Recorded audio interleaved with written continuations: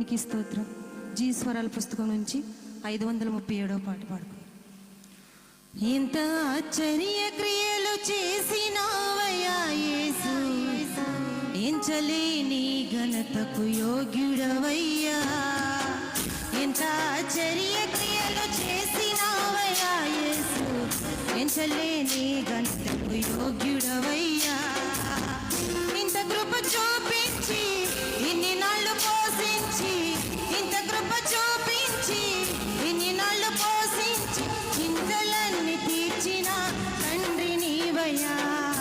చింతలన్నీ తీర్చిన తండ్రి నీవయ్యా.